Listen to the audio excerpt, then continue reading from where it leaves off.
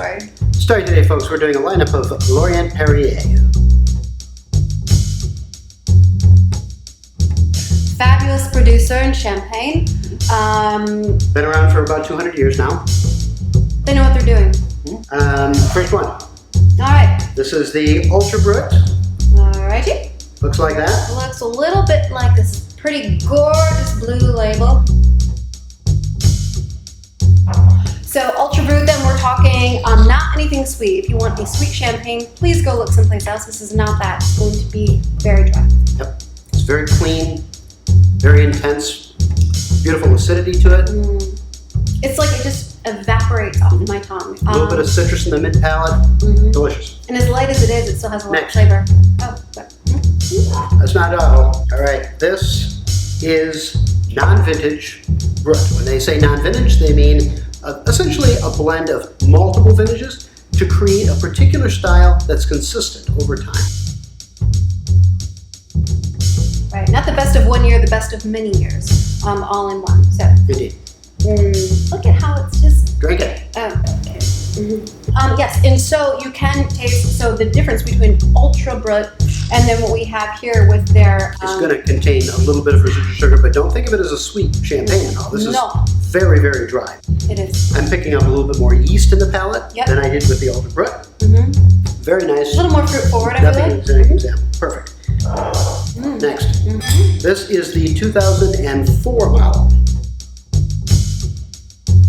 So a vintage champagne is essentially the same thing as the regular Brut. What they have found is there's a particular quality and particular character that comes out of particular vintages, and so they bottle those separately. So we're talking extremely small production. A lot of times less than 1% of the total production of champagne is actually deemed vintage. So you're not talking about a lot of juice here. No. What do you got? Delicious.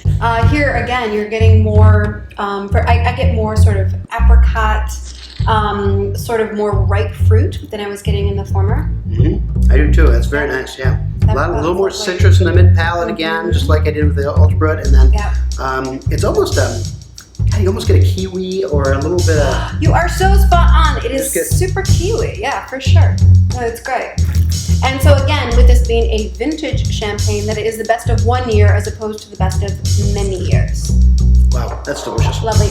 And I'm getting really excited because this is coming up.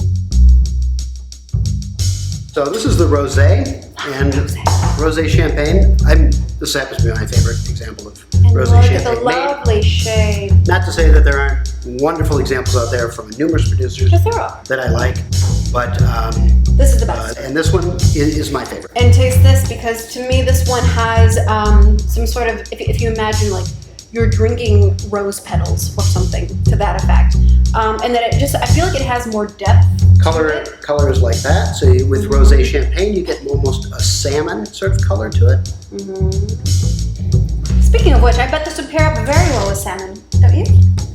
That's the other thing. Champagne goes well with everything. It damn is near the everything. single most food-friendly drink available anywhere on the planet.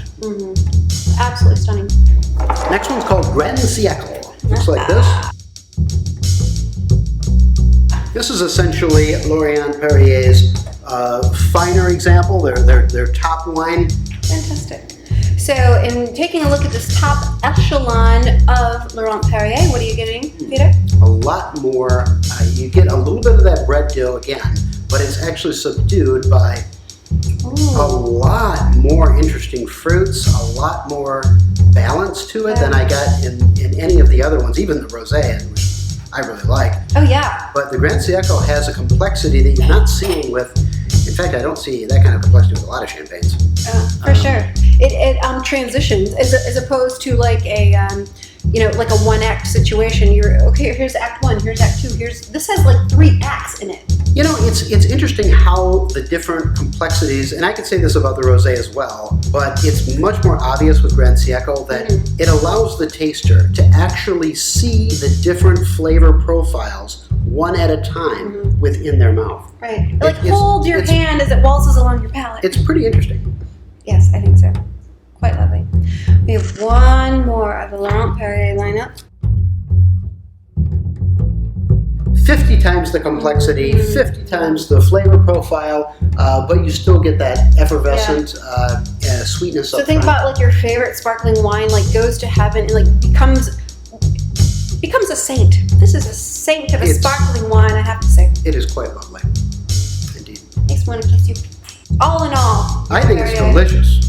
Laurent-Perrier does a fantastic job. The full lineup is fabulous. I particularly like the Rosé, but I was extremely impressed by Grand Siècle. With the complexity, just was quite mind-blowing. Yes. There's an O factor. Fantastic. Cheers to that. Thanks for joining, folks. Bonsoir.